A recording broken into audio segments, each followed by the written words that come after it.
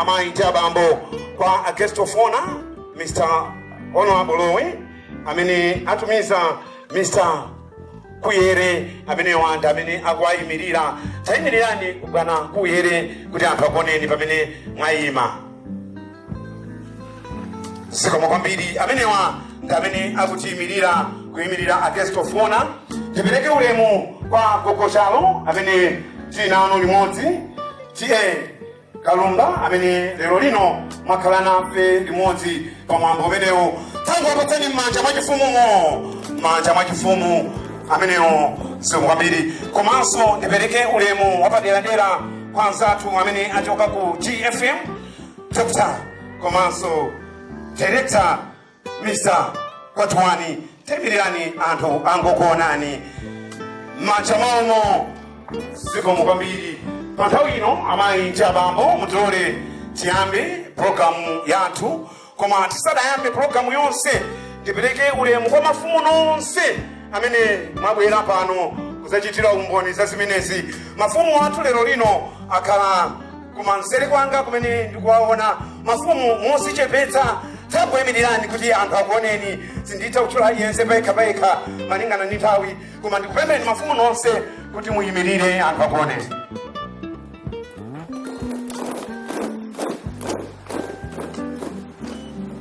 Zikomo kwambiri. Amenewo ndi mafumu athu kuchokera madera osiyanasiyana ozungulira chali chino ya Chimwala. Mundilole tiyambe programu yathu chipemphero. Dzitani amene akutipempherera tsiku la lero kuti akhoza kubwera kuzatipempherera. Tsogoleri. Tseke maso tipemphere. Oyera Atate Mulungu wathu, Mulungu wa zifundo zopanda malire, amene zona tikuda kukomerani mdziko lapansi mdalilenga kuti mdakonda kuyikamo munthu. Ndipo munthu uyu mdapatsa malangizo kotero kuti n'chifukwa chake pompano mwambo waukulu umene tifuna kutsalira malangizo anu, kuti munthu amene mdamupanga kuti akhale mdziko kumayenera kuti azipembedzani. Kukupembedzani Mulungu kumakhala ndi dongosolo lake. Mwachina cha izo ndiko kukumana kwa anthu ngati takumana nako mpano. Mulungu wathu tipe chothokoza chachikulu chakupambana kuti tiyamike kuti inu Mulungu mdakonza mitima yathu abwino kuti akatha kutipatsa ntchito yayikulu ngati imene tifuna kuchita pomwemereti lerolo. Mulungu wathu tayamikira kotero kuti dalisani mafumu onse alipo mpano ndi anthu tonse amene tabwera koposaposa chimwemwe chathu chifikire kwa inu Mulungu amene mdatilola kuti khale mdziko limeneli. Tapemphera chifukwa cha Khristu Yesu mwana wa Mulungu wamoyo. Amen. Zikomo kwambiri chifukwa cha pemphero la mphamvu limene labwera pakati pathu. Mwina kuthekera kumanena kuti tazunda. Mwina ndipereke chithunzithunzi kodi akati GFM amatanthauza chani. Ndi Gogo Fares Mabemba amenewa anali Khristu wapano pa Chimwala, ndipo anali mayi wachigwirizano, ndi mayi okonda kuyimba. Koma chifukwa chakuti tonse tizapita ndithu, imfa idawatenga, Gogo sitinawo limodzi. Ndeko teno amayi ndi abambo ndimafuna kuti tingoyimirira pang'ono kupereka ulemu kwa Gogo wathu.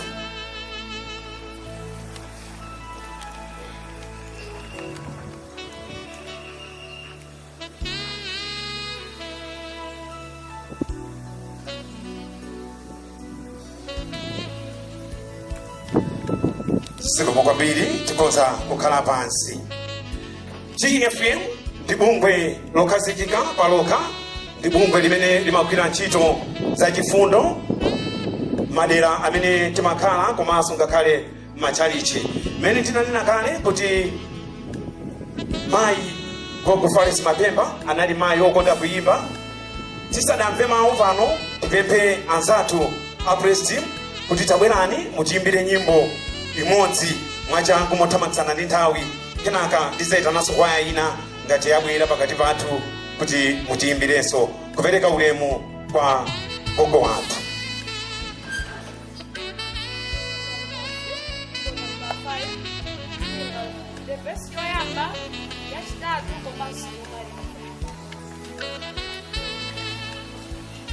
Timba limodzi nyimbo namba 5.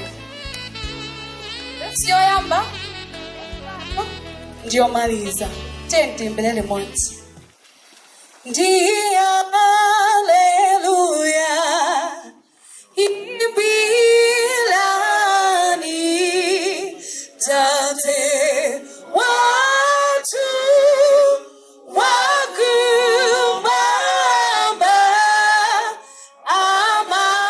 amalega zonse chifundo chake chachikulu kunzelu mpamvu ndi ufumu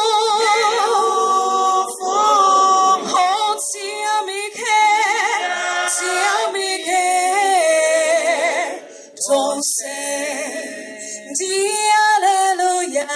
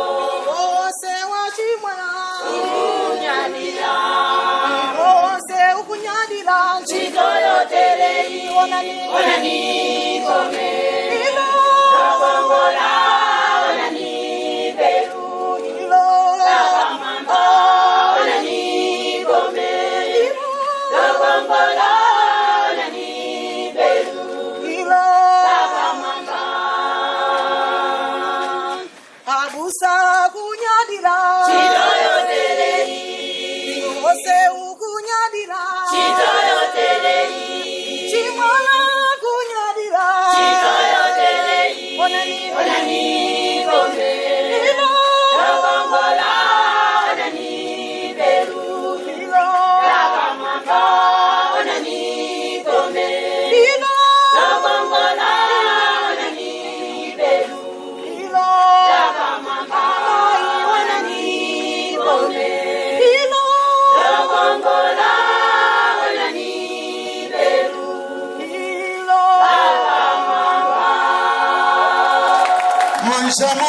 manja maumu kuyamikira zitukuko zimene zili pano pachimala CCP. Ndisana zutse Reverend Kachipanda amene atitumikire lero lino. Anzathu achimala chigwirizano ndikudziwa kuti mutiyimbira inu mungokonzeka mutiyimbira pa nthawi imene tichite nthawi ya zopereka ndimene inu mukhale mukuyimba. Koma pa nthawi ino amayi ndi abambo tiapatse abusa nthawi yawo.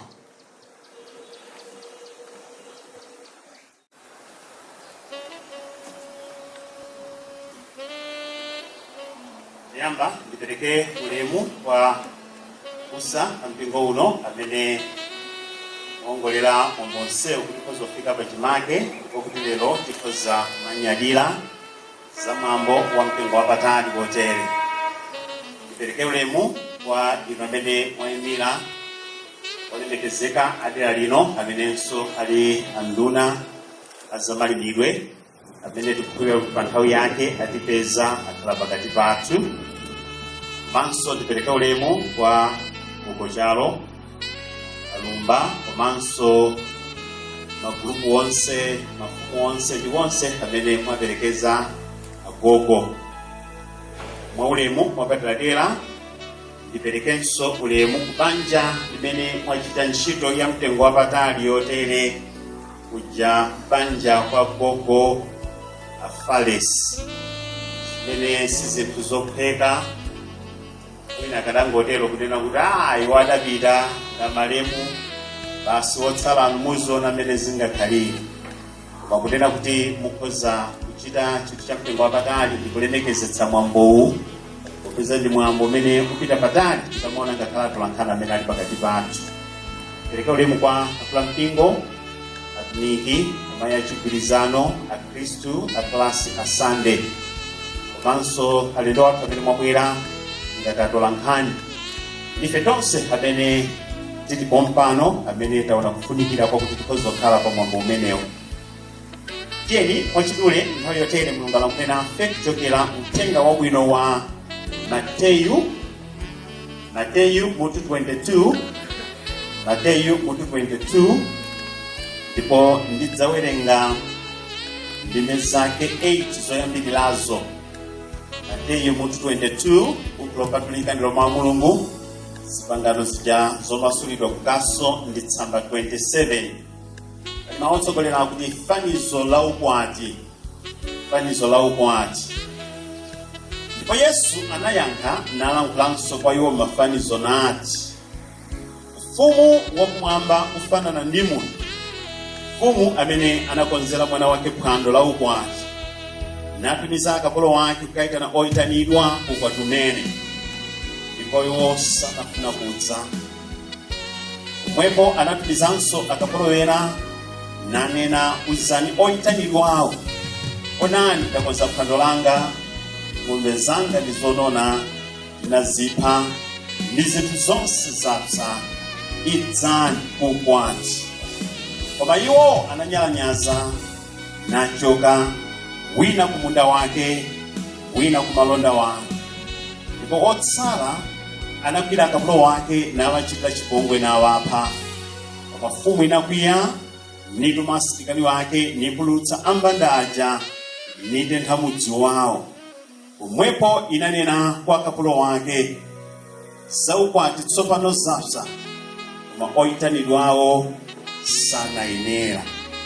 Ngodza kudalitsa adalitse kuwerengedwa kwa mawu ake amenewo, ndipo kwa iye kuzikhala ulemu, kwa ife kuzikhala mtendere ndi madalitso. Amen. Tiyeni tipemphere. Ambuye Mulungu wathu tifuna tikuyamikeni komanso kuthokozani nthawi yakummawa chifukwa cha nyengo yotere, nthawi ya mtengo wapatali imene mudayidziwa ndinu, angakhale iwo amene apanga belwiri kuti likhoza kukhala chizindikiro cha gogo wathu amene akhale bali kulankhula pakati pathu sankadziwa kuti Mulungu mutipatsa nthawi yotere. Zikomo kwambiri chifukwa cha kukhulupirika kwanu tikukhoza kulemekeza angakhale chiyerekezo cha mapulogalamu athu kuti lero pa 27 tikhoza kukhala ndi nthawi ya mtengo wapatali yotere. pake pamene tili kukondwerera kupezeka kwa beru pakati pathu. Timafuna iniyonso Mulungu mutatilankhula kudzera ngakhale m'beru limeneli. Ifake tawerenga mawu amenewa. Pake mukalola tsopano mawu amkamwa mwanga ndi malingaliro a ife tonse Mulungu monga tasonkhana pompa akhale wofikira ndi wovomerezeka pamaso pano. Inu Mulungu ndinu linga lathu, thanthwe lathu komanso mombolo wathu, kuyambira tsopano kufikira nthawi za nthawi. Dzina la Atate ndi la Mwana ndi la Mzimu Woyera Mulungu mmodzi ku nthawi zonse tapemphera. Amen. Okondedwa mwa Mbuye wathu Yesu Khristu, timafuna phunziro la mawu amene tawerenga. Angakhale mwina m'mawumo simudamveke lemba lakuti beru, komabe timafuna phunziro likhale ntchito zimene beru limachita, komanso zotsatira anthu akamva berulo. Ntchito zimene beru limachita, komanso zotsatira kapena zimene zimabwera anthu atamva kulira kwa beru. Ndipo phunziro limeneli lili kuchoka mawu amene tawerenga kuchokera paja pa Mateyu chapter 22. Pali fanizo limene Ambuye Yesu monga mwini chilengedwe, mwini zonse, ataona kuperewera kwa anthu, kulephera kumvetsetsa pa zina ndi zina zimene Ambuye Yesu anali kulankhula. Mukumbuka ngakhale kuja pa Yohane chapter 3 pamene amalankhula ndi Nikodimo. Nikodimo adaonetsa umbuli. Kodi tere zikhoza zotheka bwanji munthu nkupitanso kukalowa m'mimba mwa amayi wake nkubala? Ambuye Yesu amanena kuti tsono ineyo ndikuwuzani zinthu zamasipano mulephero zimvetsa. Nanga koposa kotani mtema kuzaniza kumwamba. Tsono chimene chidambakitsa Ambuye Yesu kuti pena ndi pena kuti mwina akhoza kumvetsetsa agwiritse ntchito njira ya mafanizo. Ndifake mukaona pena ndi pena ali kungoyelekeza nkhani ndi zinthu zimene anthu akhoza kuzimvetsa nazilandira, ndipo pamene popo zikhala zosavuta kuti zikhoza kuyenda pakati pano. Apa nkunena kuti Ambuye Yesu walowa mu Yerusalemu, ndipo ali msabata lomaliza limene adzayenera kuperekedwa ndi kuphedwa. Ndipo adali kulankhula zinthu zofuna kuwadzudzula kapena kuwaonetsa Ayuda kapena ana Aisraeli nthawi imeneyoyo popeza samachita zinthu mokhulupirika. Pakali kunena kuti munthu wina wotchuka adakonza phwando. Ndimafuna munthu wotchuka ameneyu mumutenge ngati Mulungu. Akuti munthu wina anakonza phwando, ndipo phwando limene lili silidali kapena la abale wake kapena ndani, koma adangoliyelekeza kuti likhoza kupita kwa wina aliyense. Koma chimene adachita iyeyu ndi kuwadziwitsa anthu amene wanja, ineyo ndakonza phwando la ukwati wa mwana wanga, ndipo pa nthawi yake ndidzayenera kukuyitana kukudziwitsani kuti mubwere. Koma poyamba landirani ma invitation cards.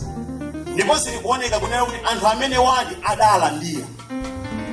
Tsono mukapeza nkhaniyo akunena kuti idafika tsopano nthawi imene munthu uja amene adawadziwitsa anthu kunena kuti ndili kukonza phwando langa, ndidzakuyitanani tsiku lakuti kuti ndakonza phwando langa, ndiye idafika nthawi imene tsopano phwando lija lidakonzedwa kapena kuti zakudya zija zalongosoledwa. Ndifake tinawerenga kunena kuti uzani oyitanidwawo, onani ndakonza phwando langa, ng'ombe zanga ndi zonona ndinazipha, ndipo zinthu zonse zapsa, idzani kukwati.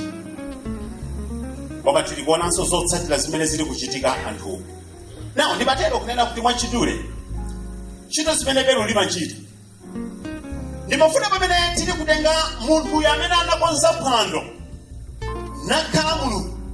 Nawo chimene Mulungu amachita nkunena kuti number 1, pogwiritsa ntchito beru adayitana anthu osiyanasiyana mu ufumu wake. Mwakuti ochuluka amene tili pano tsiku lina lake tidamva mawu a Mulungu, tsiku lina lake tidamva kulalikidwa kwa wina, monga timayimba nyimbo ija 374, masiku onse timakondwera pakumva mawu a Yesu, ndipo olalikira tidzamumvera. Mutamva ndithu uthenga wabwino, mudalandira uthengawo, mudavomereza, ndipo tilipo pano amene tatembenuka mtima titamva uthenga wabwino. Limenelo lidali beru limene Mulungu adagwiritsa ntchito kunena kuti pali zinthu zina zimene zili kubwera kutsogolo ngati inu simungathe kukonzekera kapena kudziwitsidwa ndi kuzilandira mapeto ake mudzadzidzimutsidwa. Ntchito yoyamba imene Beru imachita ndi kuyitana munthu uyu siye amene ali kunyamuka ndi kukawayitana anthu amenewa kunena kuti ndakudza phwando limene ndikufuna tsiku lina lake mudzabwere. Ayi, koma iyeyu adatumiza makalata. Iyeyu modziwikiratu adagwiritsa ntchito akapolo monga tili kuona papa. Tapitani takawadziwitsani wena. Chifukwa ndimafuna ndithu ngakhale ena amene nkutenga panopa simudamve kuyitana kwa Mbuye, koma lero ola Ambuye ali kuyitana ndi njira zosiyanasiyana ku ntchito zanu, ku makhalidwe anu kuti mutabwera.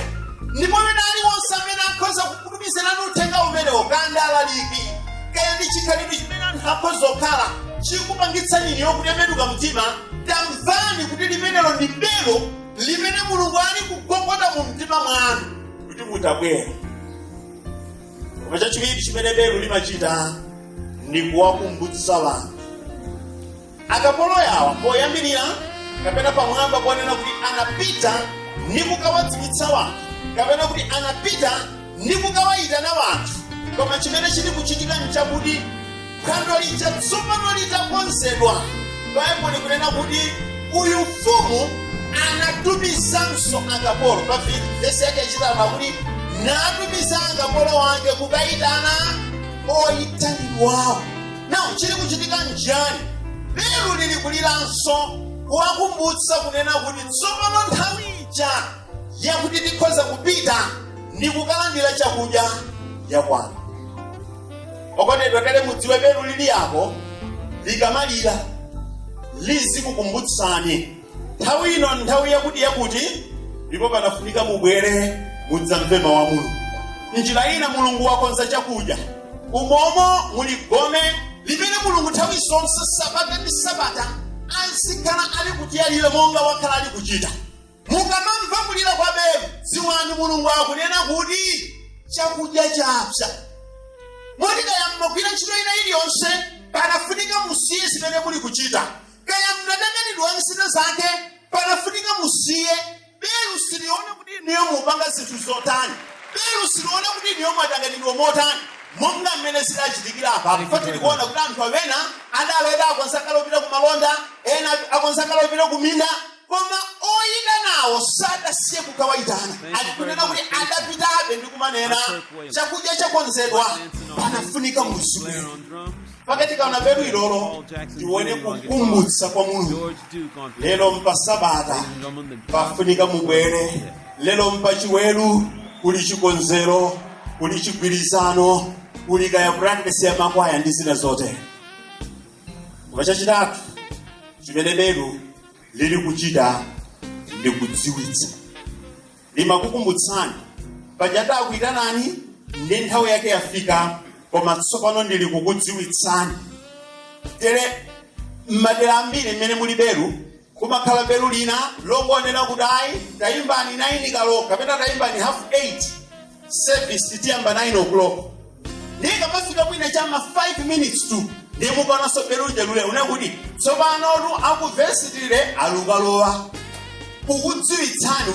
Tuluyamba atutsopano chipembedzo tinakukumbutsani kuti tidakuyitanani kuti kudzakhala zotere. Koma tsopano panopa tuluyamba andi Beru likalira basa akuvesitire apita nkukalowa mmene mujamo, ndipo inu mukhale mchisankho ngati mukhale mutafika nthawi imeneyo kapena ayi.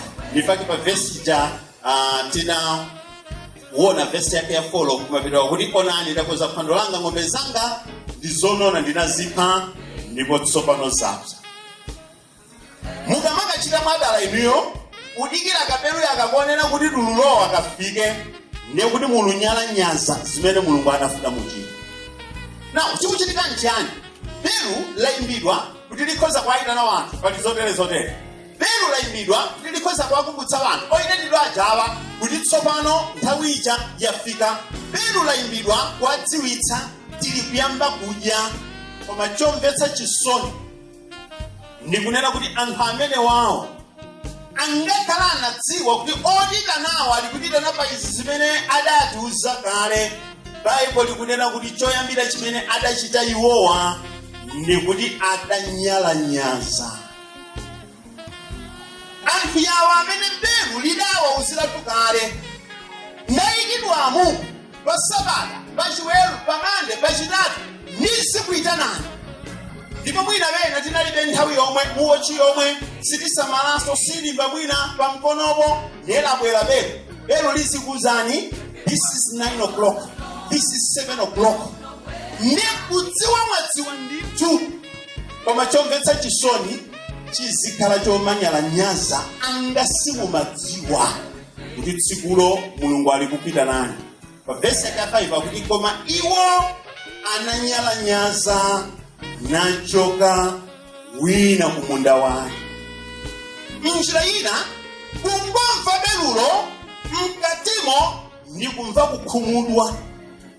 Chifukwa nchiyani baliza sobera isi tumano zitisowetsa mtendere ife ndinakonza kale mandasi ndinabheka kale kaya nchani ndinakonza kale timanini zipita ku business tsopano beru lufuna lidisokoneza munthu wina musipsa mtima ungomva beru limeneli moyo wanu koma chonsecho alikukuyitanirani ku zinthu zabwino lefulo limene wanthu tililamo ndipo tizikhumudwa osati pang'ono mpaka navena ndithutseka mkhulu nisalimve beru limeneli ine nupita kumunda I don't mind kaya mpasabata ngakhale ndudziwa kunena kuti panayenera uchitika izizi kuchita pretend daladala zili ngati amene mwina mumadzidzutsa usiku pogwiritsa ntchito alamu nechimene chimachitika ntionera kuti masiku 3-4 kumafika pozolowera ngati mwina alamu imakudzutsa 4 o'clock ivi likakhala 2 minutes to 4 kumapezeka kuti wadzidzimuka ndezimene umachita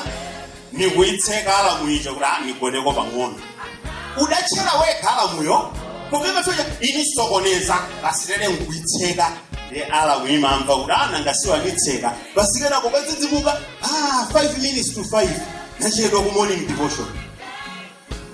So sichitika ndithu kuti kungole onaka lero ndikozo masangalala ambe alemekezeke kuti koma agogo akhoza kutibweretsera beru limeneli koma likakayamba kulira mmakutu mwathumo umapsa mtima mwina mukakhala ino mafumu munayakoza so msonkhano nthawi zina nanga sizimachitika umakayika so msonkhano tsiku la sabata yetsono mukangolimva tsono kuti nduna zanga zija zibweranso pano ayi beru silileka kuyimba beru lisililabe chifukwa cholinga chake litikumbutse cholinga chake litidziwitse koma sikhalire kwa ifeyo kodi beruyi lili kubwera ngati kuti tikhoza kukondwera kapena tikhoza kukhumudwa ndi kuyamba mwadaladala kunyalanyaza.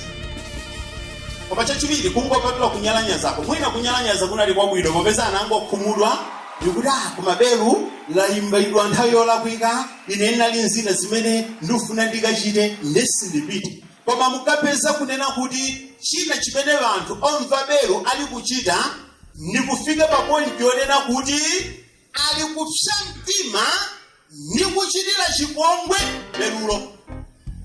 Bible kunena kuti pa verse yake ya 6 akuti ndipo otsala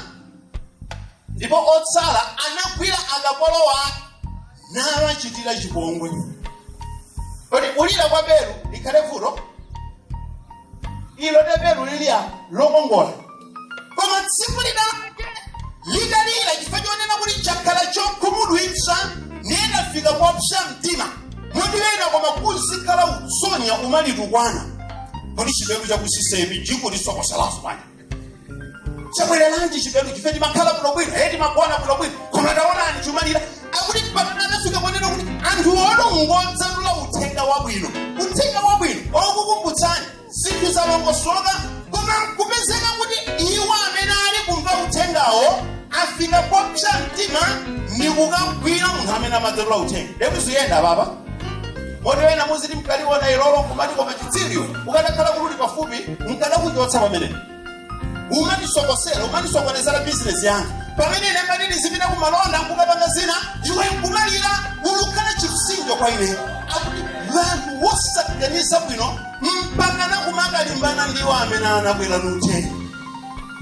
Kodi ni mgogo mwatuma munthu kuti akatule uthenga Sono basi fanyongone na kuri aibidwa nzimene mwadulasa nzoveka kuti akhoza umaga kwenye kapena umaga menya munthu amene amtumiza ayi koma nzimene zuchitika apa malomodi angochita dilu ndi amene aluwaida nayo ali kukalimbana ngakhale chimene chili kungowa uchi anthu ena amafika kopsa mtima kukhanya galasi kuti aonetsa kunena kuti ali chikukumira wake ine nimeona ngati nilibwino bwino tsono yonse ukipanga zimene zibaso chamtima mpaka naphekele ayi galasi limamfuna okuonetsana kuti simdamalizwa konzeka koma ife chopsa mtima timakalimana ndi zinthu zimene sitimayenera kuti tipsenazo mtima ndipo chomvetsa chisoni chomaliza lero labwera tilikoza kwaitana likoza kwakumbutsa likoza kwadziwitsa pamwamba pongochita chipongwe vesi yake ya 6 yakuti mpakana adafika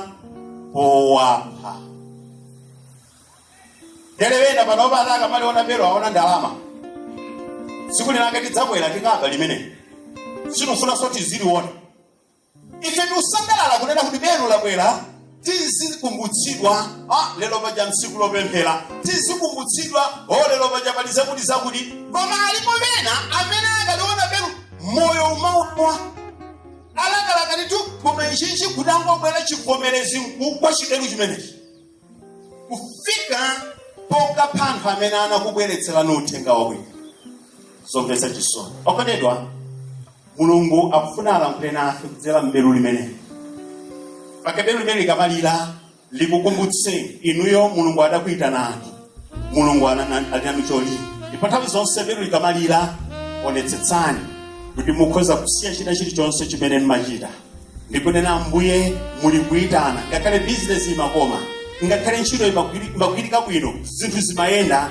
koma panafunika ndikamvera pake talowa belu limeneli litakhala ngakhale mawu a mulungu kwa ife amene mulungu nthawi zonse ali kutilankhula kutikumbutsa kutidziwitsa nthawi yatha posachedwa apa kubwera belu lenileni osakhala ino pamene ambuye yesu akamabwera ali kubwera ndi lipenga la mulungu kuwerenga kuja kwa Tesalonika chapter 4 verse yake 6 ndakuti ambuye adzatsika mwini yekha ndi mfuwu ndi mngelo wa mulungu komanso ndi lipenga la mulungu pamene lipenga limeneli lili kulira simudzakhalanso ndi mpata wakuti mukhoza kulitseka pake mutalola kunena kuti ambuye kudzera mabwero akhoza kukumbutsani kulubwera wina wake wamkulu dziko ngati la Malawi akamabwera president ipadziwira masairine eti kubwera munthu wina wamkulu andi chimene pachitika mwina basi galimoto ya polisi ibwera mwina 30 minutes to time basi ulila vanhu kumwana ngati president amabwera mkuyiwaliza aziyenda mmisewu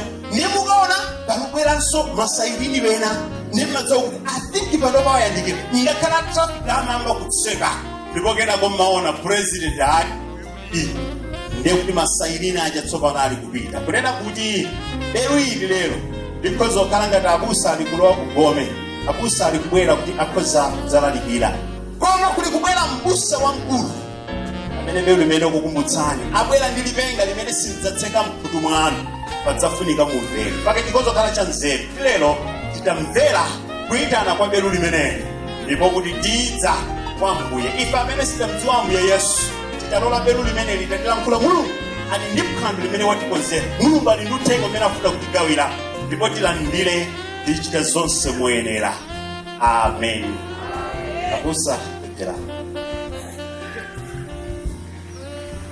tiweramire tipemphere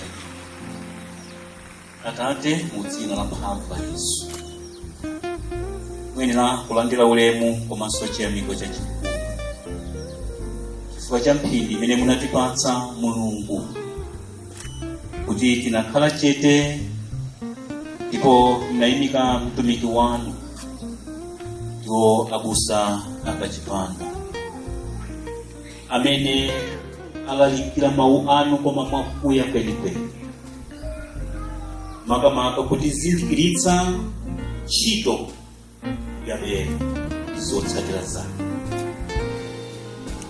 mwalankhulu amambiri ambuye kuti belu limayitana belu limakumbutsa belu limadziwitsa mulungu takhazika ndi mawu yawa pa mtima pathu Tambuye tikamve paliponse, tikamva kulira kwa beru, tikakumbukire mawu anu amene mtumiki wanu lero walankhula.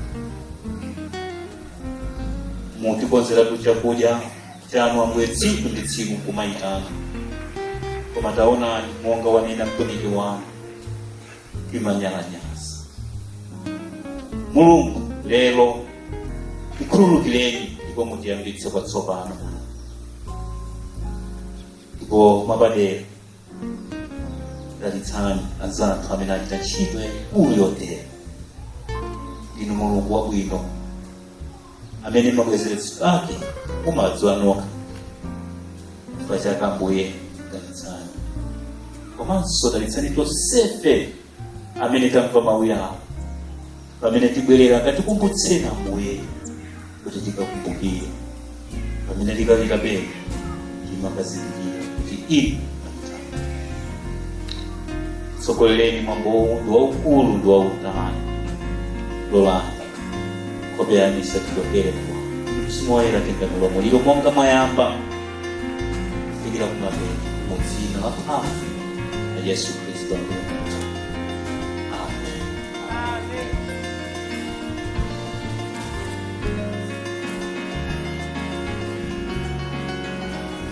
Zikomo kwambiri chifukwa cha mawu abwino, mawu amphamvu. Pa nthawi ino amayi ndi abambo, ndi nthawi ya kuti tichite chopereka. Ndipemphe azitumiki anzanga kuti tibwere titenge mabasiketi amene ali kutsogolo kwathuka tiyendeko pamene akupita kutolera chopereka.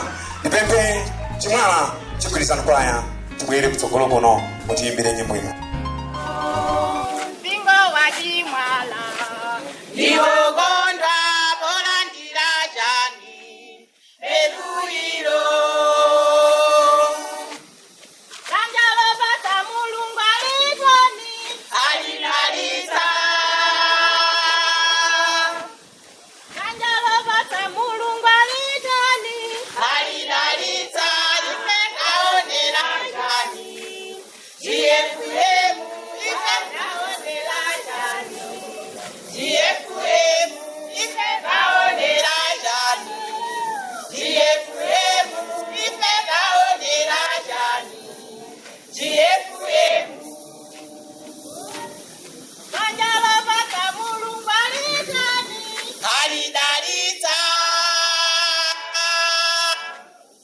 kanjalo pata Mulungu alitoni alidalitsa ipekaonera chani jiefuremu ipekaonera chani jiefuremu ipekaonera chani jiefuremu ipekaonera chani jiefuremu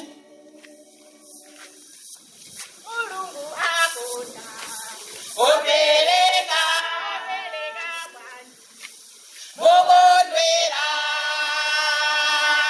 Mulungu akonda opereka kwani mokondwera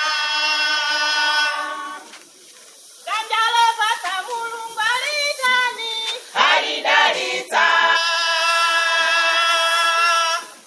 kanjalo pata Mulungu alitani alidalitsa taonera chani jiefuremu ipekaonera chani jiefuremu ipekaonera chani jiefuremu ipekaonera chani jiefuremu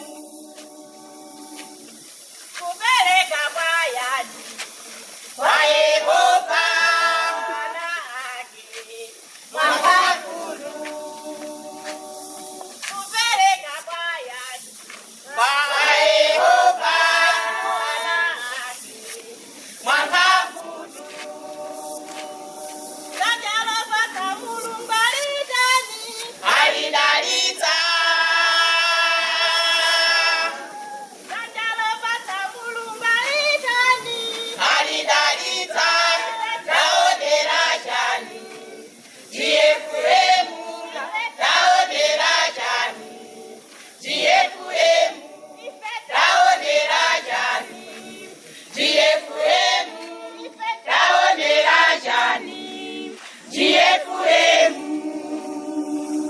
Pateni manja mampafu mo. Manja mampafu. Sio mbili. Tusije tupite hapo. Tipepe alembi tadalisani zonga. Atate watu Mulungu watu tunatizamigeni maga mwacha moyo mene munatipatsa komanso kutilola kuti tikhoza kusonkhana malo ano timva mawu anu titamvetsera mawu anu Ambuye tapereka izi zimene zili patsogolo pathu muzidalitse dalitsani onse amene apereka ndi kukumbutsa iwo amene alephera kuti mmene mwa tsiku lina tikhoza kuchita limodzi ntchito yanu ilipita patsogolo tapemphera izi mu dzina la Ambuye wathu Yesu Khristu. Amen. Amen. Zikomo kwambiri pa nthawi ino tilowa mu gawo la zoyankhula koma tisanayambe zoyankhula zimenezi mundilole amayi ndi abambo ndikuonetsereni GFM team motsogozedwa ndi mayi Newa. Tayimirirani nonse amene mwachoka ku GFM. Tayimirirani nonse kuti akuoneni kuti muli nafe limodzi. Manja mwawo amenewa ndi timu imene imakwira ku GFM. Zikomo kwambiri mabwana mukhoza kukhala pansi. Pa nthawi ino amene ayambe kutiyankhula ndi Mr. Kwatwan amenewa kuchokera ku GFM. Director kumeneko anene kuti ayi director wanga kuchokera kumbali yakuti akutifa kuti ma director osiyanasiyana kuli mayi Newa amene wanso nda director kumbali ina komanso kuliso wa director ina kumbali ina. Koma nthawi ino amene atiyankhule ndi Mr. Kwatwan. Tawia.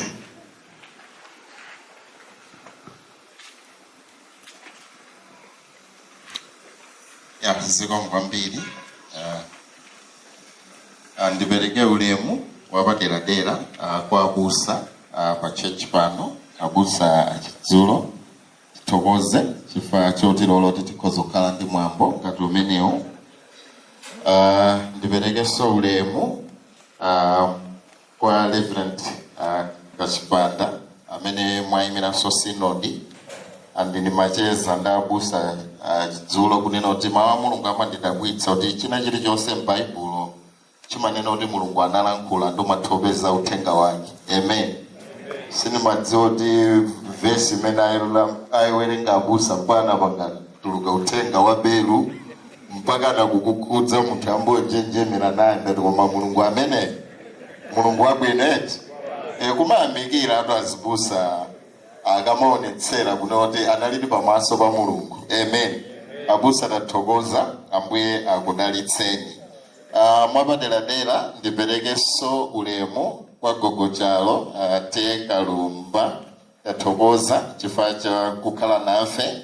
Ndiperekenso ulemu kwa ma senior chiefs nonse tithokozenso kwa Ambuye chifukwa chokhala nafe. Ma group village headman nonse komanso mafumu nonse ndi chinthu cha mtengo wapatali kuti muli nafe pakati pathu ifeyo tikuthokoza. Ndipereke ulemu kwa zikula mpingo pa church pano pa Chimwala komanso onse amene mwachokera ku CCAP. Ndiperekenso ulemu mwapaderadera kwa director Newa komanso gulu lanu la GFM tithokoza. Ndipereke ulemu kwa anzathu a media natchula ma media houses amene muli nafe pano tathokozanso chifukwa chokhala nafe. Komanso ndipereke ulemu ku banja la Mapemba ndaona ana zidzukulu komanso anthu osiyanasiyana amene achokera ku banja la Mapemba. Ndingokupemphani tayimirani mungoimva anthu amene tachokera kwa Mapemba. Ambuye akudalitseni. Zikomo kwambiri. Andi ndipereka ulemu kwa ife tonse amene tafika pamalo pano. Naiwalapo amene ayimira anduna anakakhala nafe koma tonse tikudziwa kuti president ali ndi ntchito imene akugwira kumaula ndi anasankha kuti akakhale nduna yaikulu imene ingaperekeze ndi atitumizira nthumwi yawo a constituency chairman. Tikuthokoza chifukwa chokhala nafe koma anatitsimikizira kuti akatha immediately athamanga kuti adzakhale nafe pompano. Monga amene anenera, ine ndi director wa ku GMF. Ndine director padakali panopa wachiwiri, a director akulu ali ku America, director Mabemba, ndilankhula malo mwa GFM yonse, komanso ndine amene ndine chidzukulu cha gogo Mabemba, zikomo kwambiri. Mayi ndi abambo, Mulungu amatha kusintha zinthu zoyipa kukhala zabwino. Mu Baibulo timawerenga nkhani ya Yosefe imene amauza abale ake atabwera ku dziko la Igupto amene anamugulitsa, ankawuza kuti inuyo munakonza zoyipa, koma pa zoyipazi Mulungu azipanga kukhala zabwino. Amen. Tikaona pa nkhani imene tiupereka belo leloli, ndikuona pa izizi Gofales Mabemba Community Outreach imene ili GFM inayamba kuchokera pa nkhani yomvetsa chisoni kwambiri kubanja lathu la Mabemba. Koma monga amene ndanenera kale, pali maumboni ambiri amene tingawerenge m'Bible, komanso maumboni ambiri amene ifeyo tonse amene tili pano aliyense payekha akhoza kuperekera umboni umene Mulungu amatha kusinthira nkhani yomvetsa chisoni kuti ikatha kupereka ulemerero ku dzina lake. Amen. GFM Outreach inayamba pambuyo pa imfa ya dzidzidzi yomvetsa chisoni ya gogo athu, ya mayi athu, ya kholo lathu amene anali mayi wa anthu ambiri m'madera ozungulira kunoko. Tinayamba bungwe limene lili pofuna kusunga komanso kupitiriza tsogolo la ntchito ya gogo Mabemba imene amapanga yothandiza anthu osiyanasiyana, komanso kuthandiza ngakhale mabungwe osiyanasiyana kuphatikizapo machechi osiyanasiyana. Panopa even pano pamene takhala pano pala anthu ambiri oti atapatsidwe mpata akhoza kupangira umboni mmene agogo Mabemba anawathandizira mu njira zosiyanasiyana. Mwina amene anaonekera mavuto olo pamene anangopita kunoti akakhale nawo ndikucheza nawo. Ndiye GMF inayamba kuti ipitirize ntchito zabwino zachifundo zimene gogo Fares Mabemba amachita amene ndanenera ku mabungwe komanso ku anthu osiyanasiyana.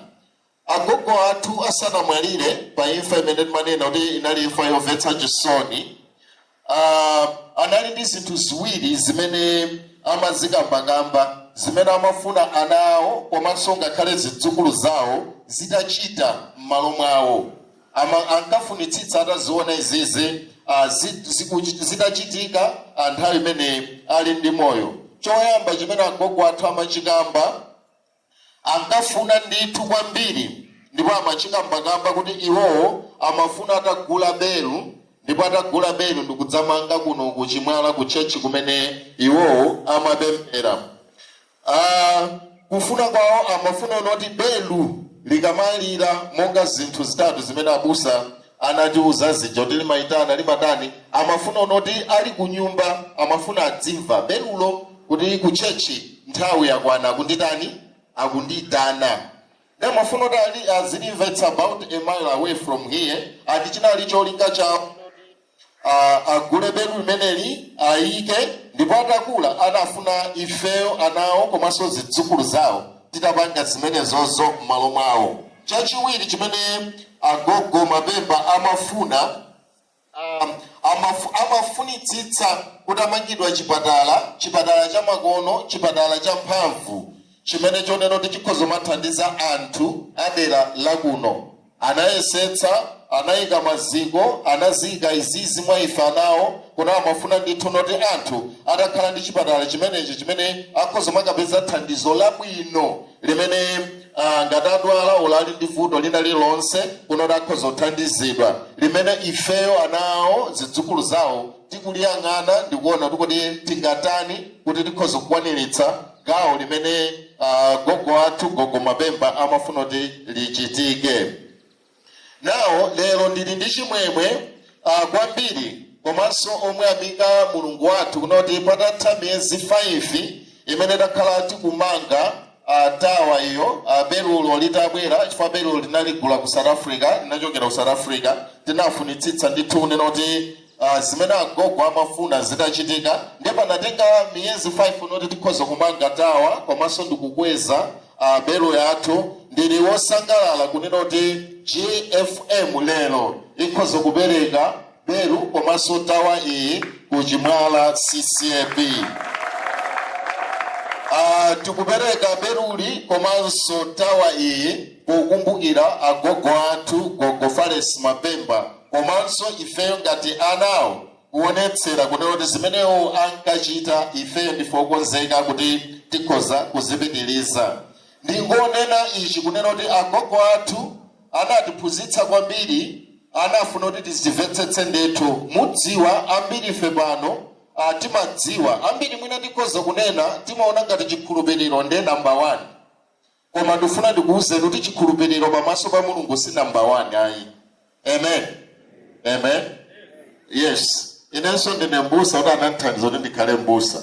So Bible limanena kunena kuti pa chinthu chachikulu kuposa china chilichonse, Bible limanena kuti ndi chikondi.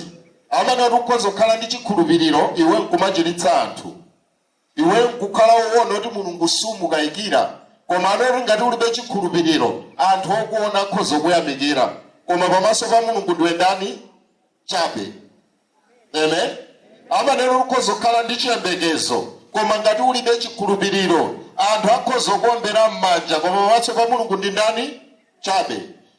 JMF ikhoza kumanga tawa iyo ndikupatsani beruyo, koma ngati amanga tawa ilo ndi beruyo popanda chikondi kungofuna kuti aonekere kwa anthu, mukhoza kutiombera m'manja, koma pamaso pa Mulungu ndi chani? Chabe. The Bible limaonetsa kuti pa zonse number 1 ndi chikondi. Moti tinanena kuti kaandale kaineni maneno kuti azibusa wina aliyense adziwe chimene Mulungu amafuna kuti chilichonse chimene uchita chizichokera pa chikhulupiriro. Sitingalimbane, sitingamapange zimene zochitikazi ayi, koma zimakhala zomvetsa chisoni kuti anthu amatha kulowa ndale futi afuna drama, afuna kutchuka, koma Mulungu anachita kunenetsa kuti pa chimene iwe ukuchita number 1 pansi pakhale chani? Chikondi. Nawo agogo athu anakhala akutiuza ndikumatiphunzitsa kunena kuti tikhale ndi chikondi chimene chichi, andife pozindikira zimenezo mpamene tinachiona kuti chikhoza kukhalanso cha mtengo wapatali kupitiriza patsogolo ntchito imene agogo Mapemba amagwira. Amen. Ndikufuna mwapaderadera ndithokoze anzathu amene tagwira nawo ntchito yomanga tawa imeneyi. Tinalipo ndithokoza magulu 3. Poyambirira ndifuna ndithokoze abusa kuno komanso ndi azitsogolera kuno. Munatigwira manja kuti ifeyo patokha ngati GMF sitinakatha kumaliza zonsezi popanda support ya abusa. Ifeyo ngati GMF komanso banja lonse la Mapemba tikuthokoza kwambiri. Ndinenenso panopa kunoti njwera zimene tinamangira tawayi anatipatsa ndi Achimwala CCAP. We are very, very, very, very thankful for that. Ambuye azikudalitsani. Kumeneko ndi kukhala. Komanso ndifuna ndithokoze GMF, ndithokoze ma director onse, ndithokoze director Newa, mukatithokozerako kwa ma director anzanu. Kunoti ichichi chitabwera ku GMF kuti mukhoza chita support chino imene agogo amayifuna. Munachita support, munathandiza, and zonse zinatheka. Ndithokozanso a chief director ku USA amene akutionera padakali panopa. We salute you, sir. Thank you so much. Kuti munatigwira dzanja kuti china chilichonse chikhoza kutheka. Ndithokozenso ma directors ena amene sitili nawo pompano pali story director Muwalo kunoti sewa Ambuye azadalitsa. Ndifunanso ndithokoze mwapaderadera kwa ogwira ntchito ku GMF. Ndithokoze amanager ku GMF Mr. Likoto komanso staff yanu. Tangoyimirirani kuti anthu akuoneni ndikupemphani kuti muyimirire faso cha zina zimene ndikutchula. Awa ndi amanager a GMF ndipo azimayi wina yimirira mkatiwo ndi mastafu aku GMF. Ndithokoze mwapaderadera chifukwa cha ntchito yanu yopambana imene munagwira amayi Magowero komanso amayi Matafale. Komanso ndifuna ndithokoze mwapaderadera mukhoza kukhala pansi.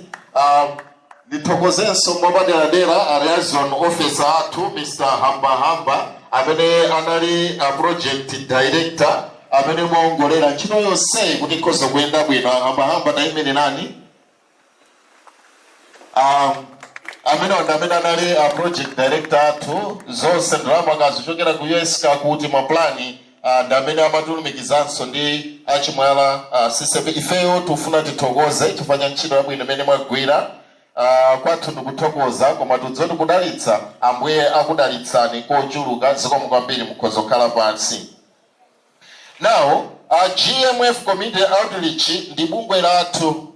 Ndingofuna ndineneko zina za GMF. Ndi bungwe lathu anthu amadera ozungulira kunoko. Ndifuna kuti mukamvetsetse kunena kuti bungwe la GMF sila banja la Gogofales Mabemba, sila kubanja koma ndi bungwe lathu la ifeyo anthu akunoko kunoti ikhoza kutithandiza mzinthu zina zimene tikhoza kufuna kunena kuti tikalandirepo thandizo. Tsono GMF patakali panopa ili ndi ntchito zambiri zimene tikuchita zimene tikuthandiza anthu adera la kuno.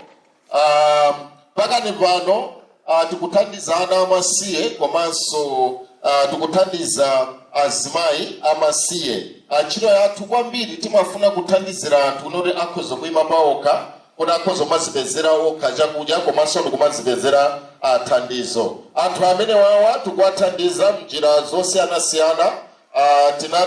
Tinaphunzitsa kumeta mapepa komanso tinaphunzitsa luso la kukonza tsitsi komanso taphunzitsa anthu ena luso la uterala. Anthu onsewa analowa mkalasi adathandizidwa, ndipo pamene amaliza pamene ndikunena pano GMF yatsegula shopu pakaphiri apo pa trading center opposite Ntalea shop, just opposite Ntalea shop. Tatsegula shop imene tufuna kuti anthu amene akuthandizidwa ndikuwuzidwa ndikuphunzitsidwa maluso awawa azikaonetsera luso lawo kumeneko. Tinagulira zida zonse ndikuwapatsa. And ifeyo ngati GMF kupempha kwathu ndionera kuti ngati mufuna kukametetsa azimayi kukonza tsitsi ka mufuna kukasoketsa zinthu, tapitani ku shop ya GMF. Pamene mupita ku shop ya GMF imeneko muthandiza ana ena amene ndi amasiye komanso azimayi amene ndi amasiye. Athandiza akupita patsogolo. Tikuwasunga anthu amene wa mu shop imeneyi for about 6 months. Akakhala kuti zonse zili bwinobwino, aliyense wakwanira ndalama imene angathe kupanga pamenepo, amene afuna azikakhala payekha ndikuyima payekha kuti malo amenewo mukhoza kubweranso anthu ena kunoti akhoza kuphunziramo. Moti leloli masana kuyambira nthawi ya 1:30 tili ndi graduation ya anzathu amene amaliza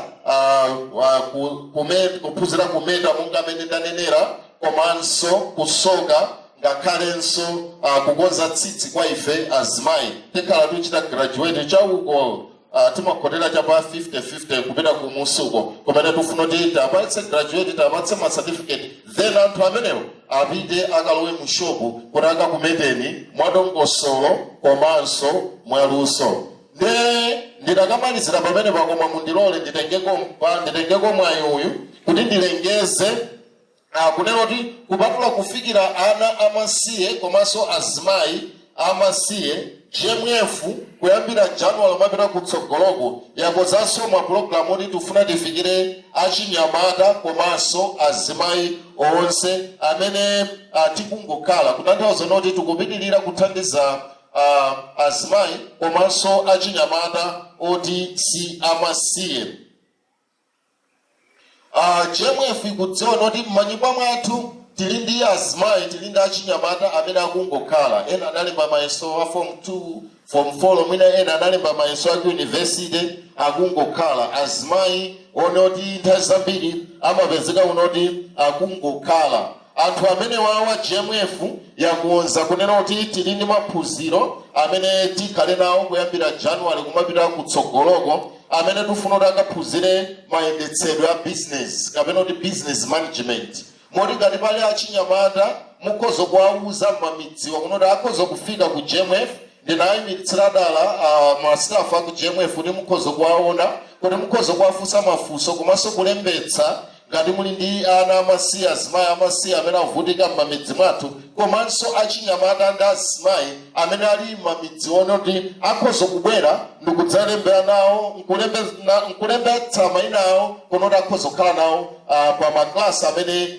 akuchitika kuyambira January kumapita kutsogolo. Anzathu amasiyewa maklasi wati maphunzitsa ulere palibe china chilichonse chimene amapereka koma enawa ti azikapereka kamtengo kake ndikakang'ono kwambiri nkakang'ono kwambiri kongonoti munthu chakazimpangitsa noti azikumbuka kuti anaperekako kangachepe ndipo akhoza kupitiriza kulimbikira pa sikulu imene iyeyo walembetsa kupita kutsogolo. Cholinga tufuna tichepetse anthu amene akudalira anzawo, anthu amene akukhala m'mavuto kunoti aliyense akhoza kukhala oziyimira payekha nkumapanga mabizinesi osiyana monga amene ndimunena timadutsira pa 50-50 kalisoka chopita musi mukamadutsoko akufotokozerani mastafu a GMF ndikumene timakhala kunoti tikhoza kuthandiza mtundu wathu mdera lathu komanso amene mungathe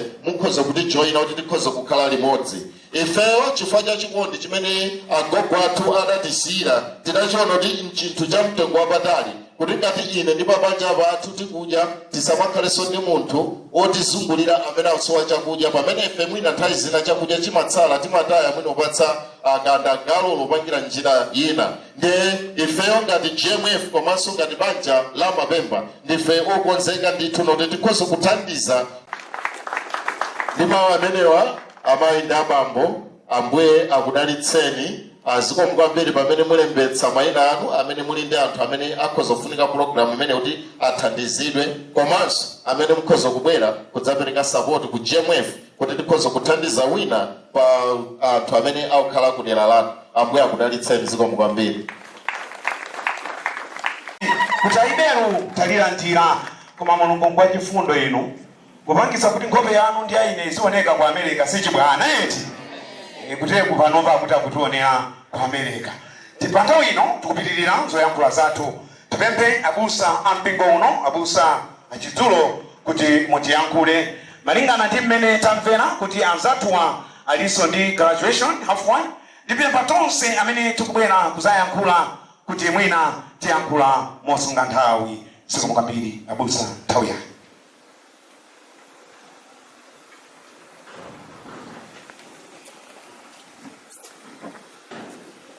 Ulemu upite kwa inu amene mwayimira anduna alowe komanso ulemu upite kwa inu gogo chalo gogo Kalumba.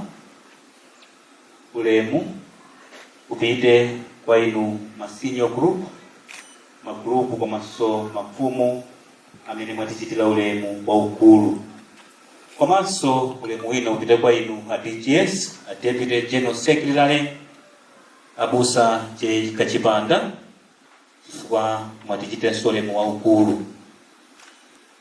Ulemu wina upite kwa inu timu ya GFM nonse amene muli pano mulandire ulemu wanu. Akula mpingo, atumiki, amayi ndi abambo komanso anzathu a nyumba zowulutsa mawu tikuyamikeni kwambiri. Monga nena kale kuti tinene mwachidule ine ndikamba mochepa amene andikambire kwenikweni ndi akulu wathu pompano tili ndi akukhoma ku sinodi amene atithokozere. Mwana amavutika kuthokoza kwake amalandira kanthu kobambo kugwiritsa ntchito koma pamafunika ndithu omuthokozera moti akulu athuwa ndi amene atithokozere ife. Koma asademirira akulu athuwa ndimafuna ndinene kuti kwa ife ngati mpingo wa Chimwala lero ndi tsiku lalikulu kwambiri, komanso ndi tsiku la mtengo wapatali limene mmoyo mwathu pa mpingo pano sitidzayiwala. Nyengo imene tayendamo ya COVID-19 nkumalandira chinthu cha mtengo wapatali ngati ichi. Ndesamamva mamiliyoni 9 miliyoni. Ambuye akudalitseni inu a GFM. Afarisi Mapemba agogo ineyo ndikuwadziwa monga so inu mukuwadziwira. Pano anali mzimayi koma wopatsa chidwi, anali mzimayi koma wothandiza, anali mzimayi koma wolimbikira kupemphera kwambiri, anali mzimayi koma woyimba, amayimba. Ndipo angakhale oti anali wachikhwimire amaonetsetsa pakwaya asalephere. Kwaya yawo ndi amayimba ija inayimba momalizirayi.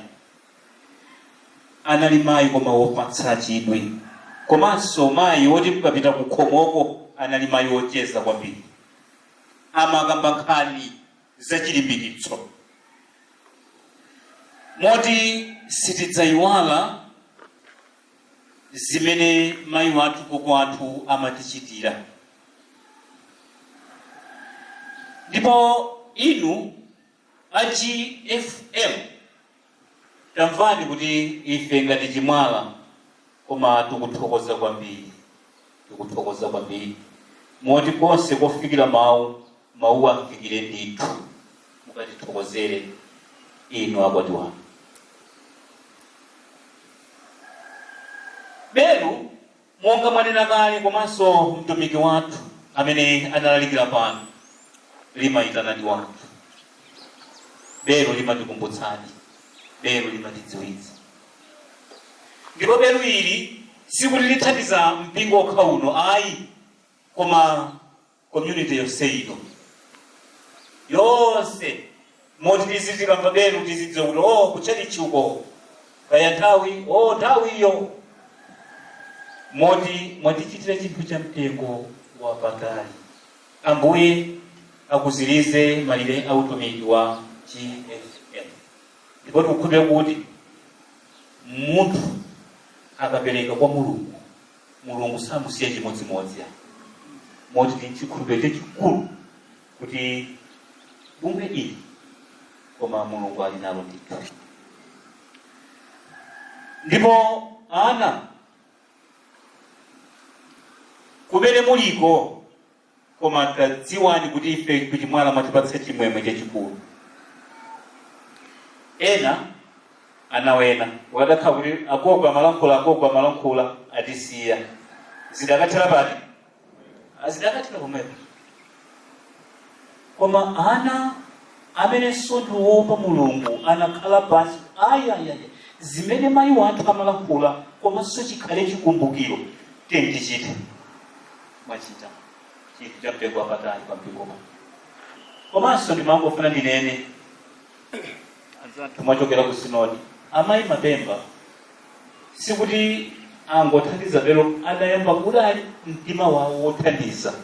Moti tete tipite tiyambe ulowa kumaseko tikanyera kuti ichi adachita ndi amayiwo, ichi adachita ndi amayiwo, ichi adachita.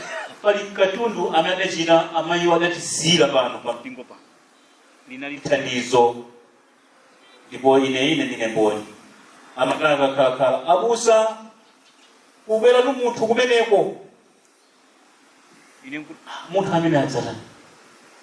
Koma uona munthu koma walemedwa katundu anali mayi wachifundo. Ife beru talilandira ndipo zindikirani tiligwiritsa ntchito limene limonga ife mwatipatsira GFM. Tiligwiritsa ntchito beru limene inunso muzikondwera nawo. Tiligwiritsa ntchito tilisamala. Popeza wena akapatsidwa kanthu lusasamala koma ife ngati chimwala tisamala.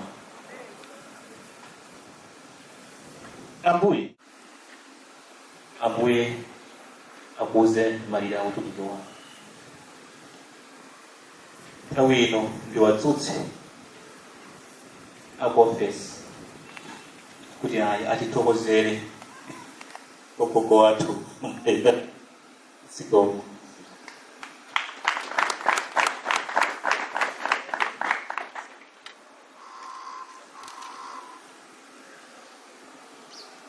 Oyamba ndipereke ulemu kwa abusa ampingo uno amene ulemu wake mwambo waukulu, mwambo wachitsakaso umene uli pakati pathu, ino amene mwayimira mlendo olemekezeka amenenso muli pakati pathu, agogo komanso ma senior group, magrupu ndi mafumu onse amene akuperekezani, banja la Amapemba GFM family motsogozedwa ndi a director amene mulipo mpano Isakwatiwani amene mwalankhula m'malo mwa banja lonse,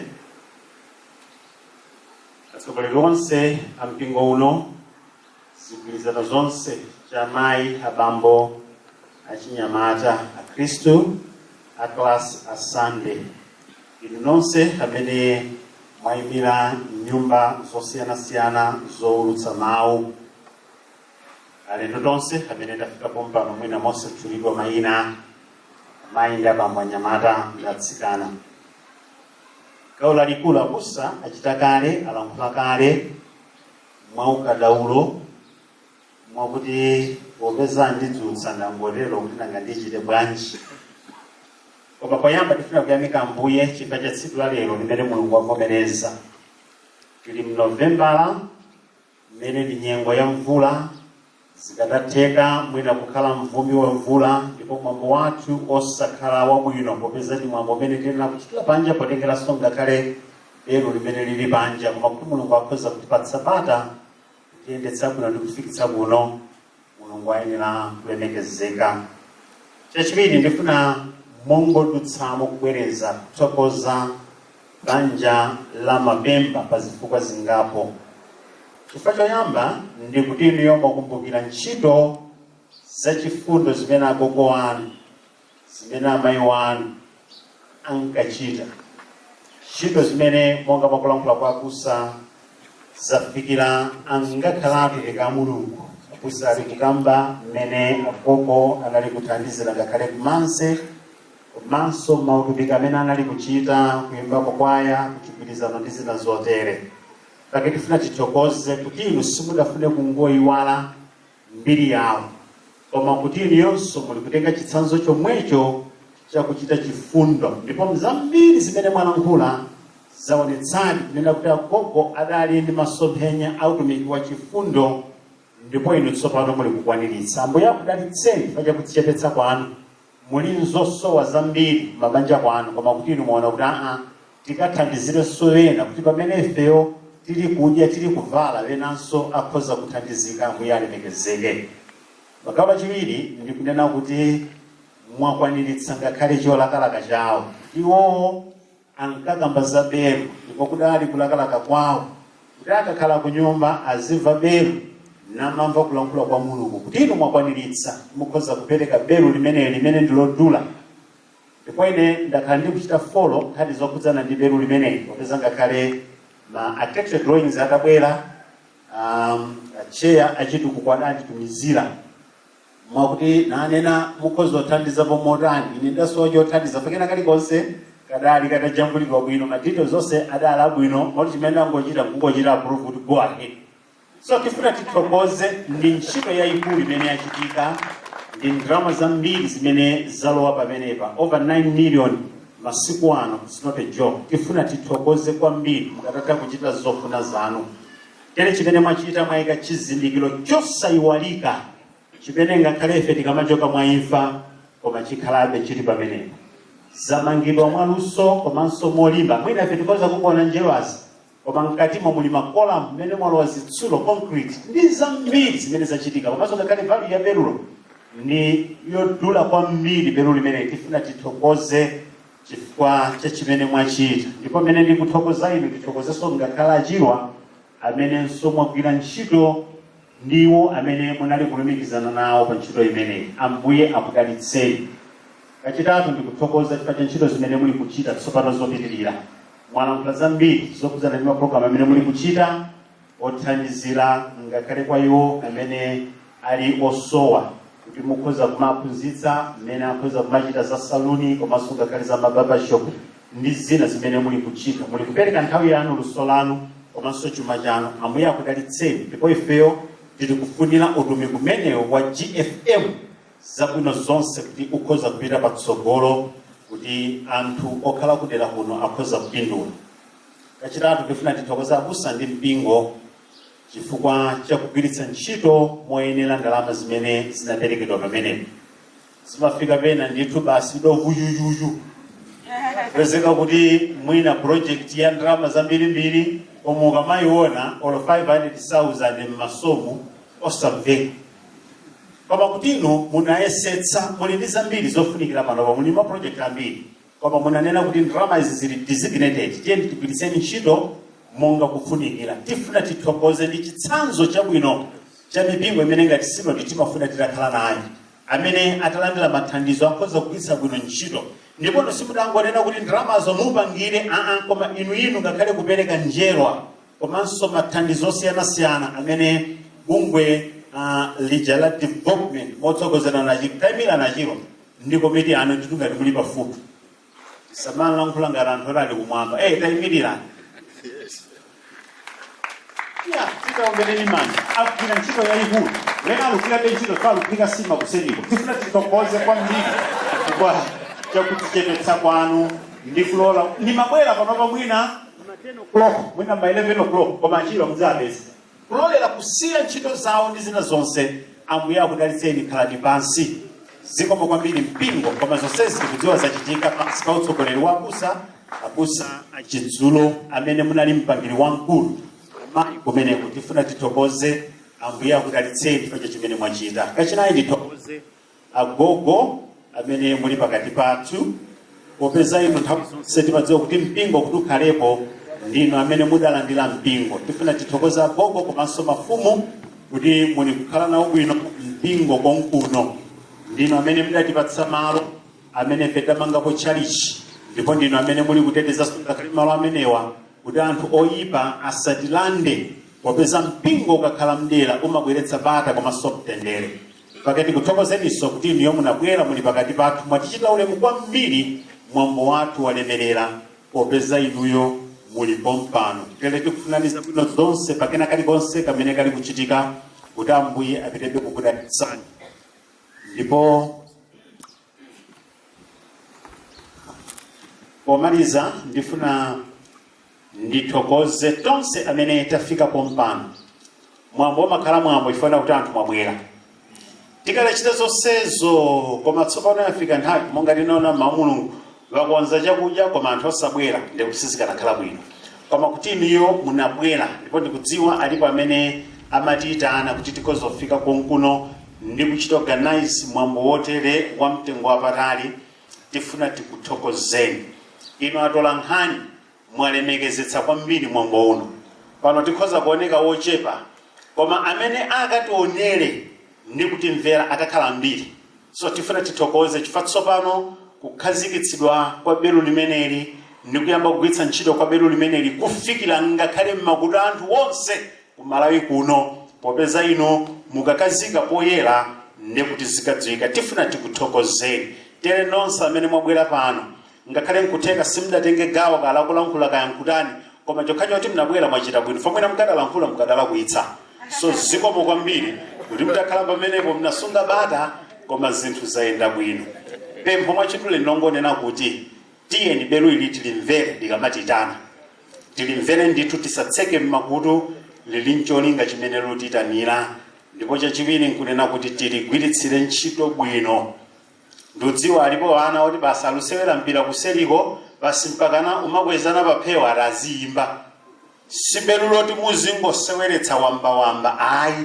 Ndipo muonetsetse kuti chingwecho chikhale pamwamba onena kuti vana akathawa mkalasi uko osatazibwera nkumadzako kabelu yapo ayi belo lisamalidwe ligwire ntchito pa nthawi yake kuti lisakhale phokoso kwa anthu ena.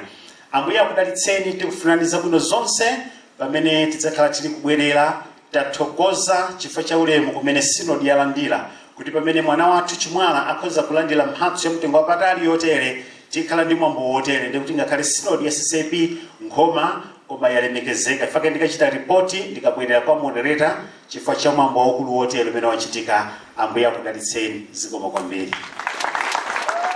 Akuti belu limeneli lithandiza wina aliyense anthu ozungulira kuno. Pa nthawi ino mutilole amayi ndi abambo nditane Gogo Chalo kuti atiyankhule.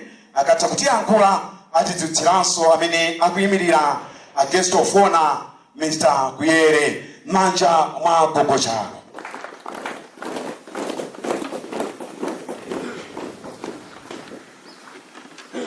Poyamba nipeke ulemu kwa masinyo kufunose amene muli pampano.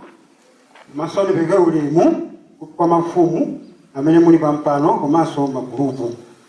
Komanso nipeke ulemu mwabaderadera amene mwayimira nduna aloberowe anakuyere ulemu wanu. Komanso nipeke ulemu mazibusa onse amene muli pampano. Komanso nipeke ulemu wabaderadera abusa amene achimwala CCP wabaderadera wenewene kuti wenewene munimvetse pale mabusa wena amara akakhala pa mpingo amika kankhande m'mawindo kuyika kankhande m'makomo kwayaka kankhande m'makomo umene sukhala cha sukha mpingo ayi wafuka mpingo kankhande chotsali mipingomo uli mafumu feferi bwere mene mulizira isitsimuke ako busoba dali ni mpimo kankhande mayilufi kana sidzukula za mayilufi sida kachira zinese chikabalo zake nzinthu za mtengo parati mwana wa mtsaku wakwayemwe wachijerera manthu ujanaye yendithokozi izi nikamba mosangalala chifukwa cha executive yapano nobusa poganizira ngati Gogo Chalo mnakedera kuti adzakhala nawo kamwambono kabwino mori nunyadira kuti ku America niwoneka iyangu wone kunanga America vanyadilithoka basi mafumu tembenukani kuchali chimuzipiri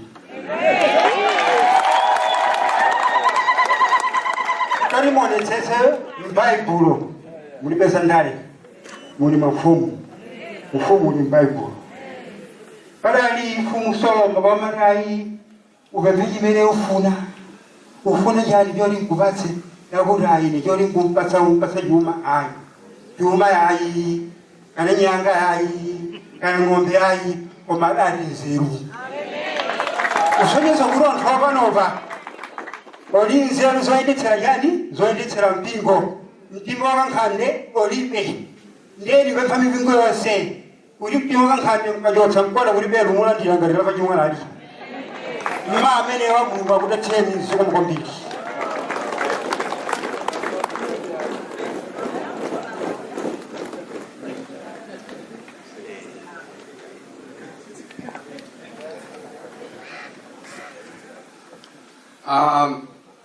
Tileke ulemu kwa abusa wathu achitsulo anake mpingo uno komanso akusinodi akusaka chipanda amene mnatenga mwambo onse kuti ukhale bwinoku ndi mawu amene mwatidyetsa pano. Ndipereke ulemu kwa Gogo Akalumba amene mulipo mpano, masinyo wathu onse amene mulipo mpano, mafumu magulupu ayayi tithokoze akatinyanyalanso mafumu wathu sokano suyenda bwinayi koma mafumu mukabwera njeri muona kuti akezeze ikuthokozeni.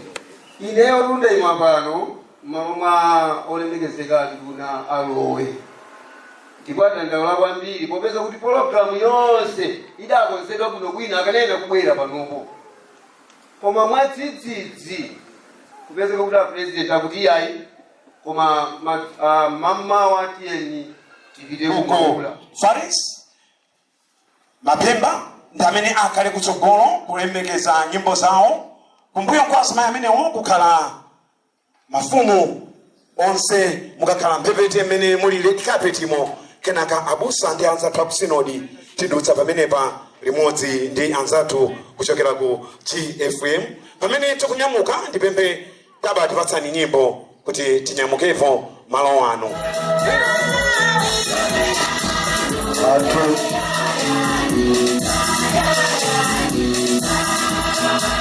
Kumanyamuka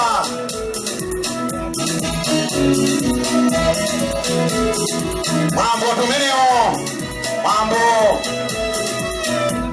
okazikitsa beru lopereka beru kuno kumpingo wa Chimala kuchoka ku GFM patsogolo pathu pa Reverend pachipanda Reverend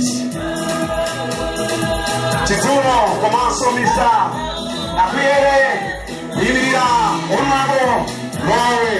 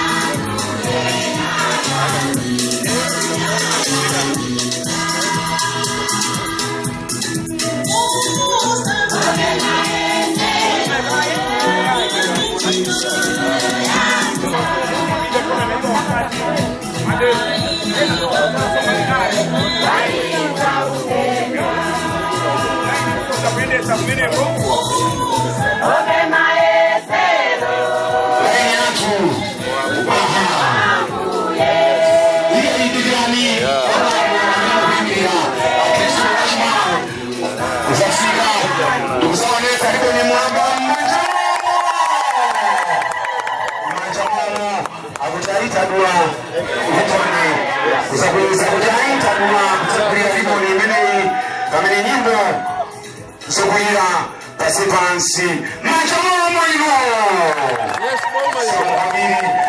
ino tupende alendo kuchokera kusinot kujijira red carpet hapo tunawankatumo kuganiza chipembezo choyamba cha 6 o'clock abusa mwime pomwepo aindoka abusawo ukaimba lero azienda mweka kukafika anzathu apulling amene kukutoka sinot zaimba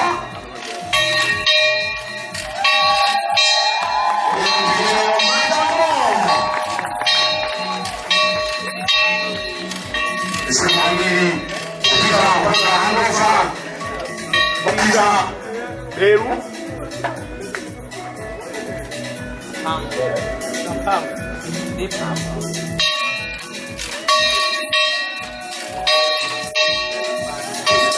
Sateka Isemaili kupita kuuza Bwana chipembezo chateng chimenecho chipembezo chateng abusa chateng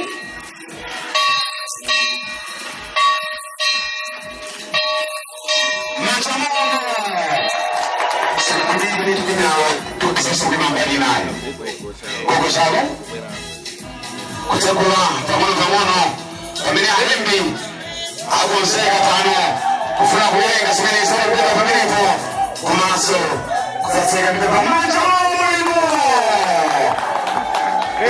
wadolera pano pachimala CCP pa 27 November 2021 manja mulimo sikwamiri ring display zaibero simina sateledwa this church bell and tower was inaugurated by Honorable Robert Lowe on 27th November 2021 in loving memory of Mrs. Faris Margaret Mapemba, Odessa of GFM Community Outreach.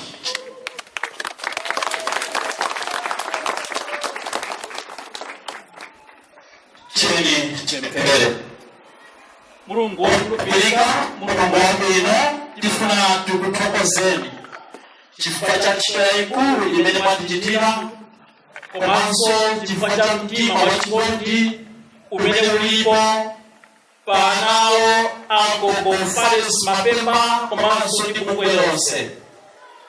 Ichi sikucheka chopepuka, koma kuti mulungu munalankhula mwapaderadera ndi gogo wathu utumiki umenewu woti akhoza kutumikira wina aliyense kuno ku Chimwala CCAP. Chifukwa chake pamene tikulandira mphatso iyi, mulungu mulandire ulemu komanso matamando.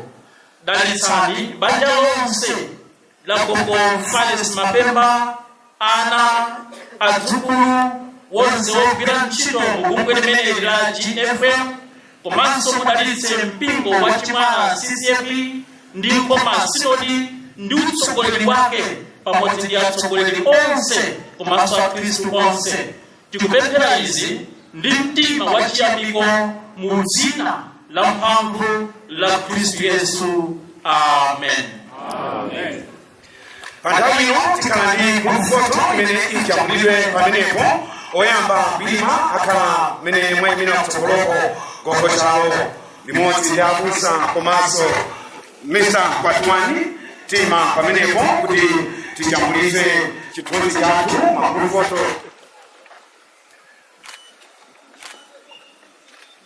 Somambiri tipembe GFM team tipite tikatolese chithunzi abusa inuyo mukhale nawo pomwepo zikomo kwambiri. Ngati tilipo anzathu GFM team tipite titoletse zithunzi zathu pamenepo.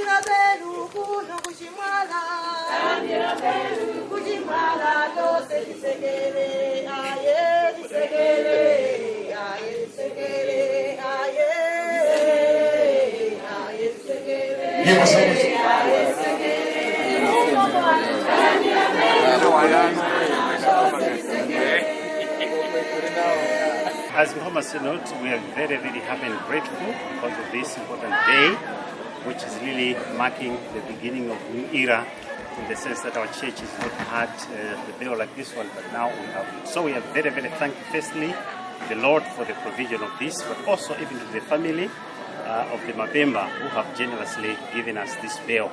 You know, it was not easy for the church with a lot of programs that they do have. They could also even incorporate the budget of the bell. But, you know, the funds that have been provided and even the input that we received through this bill, we really are very, very happy and very grateful. More especially that the ones that have even donated the bill, they are part of the church. So it means people know their responsibility as well as the church is concerned. But also even appreciate the generosity that they have done not only to Chimwala CCAP but also even Muhammad Synod. Ine ndine Musa Jalik David Kachipanda, pali pano ndine Deputy General Secretary wa CCAP Muhammad Synod. Ine ndine Richard Watwani, ndine Director ku GFM. GFM imatanthauza ku Fares Mapemba, so it's GFM Community Outreach.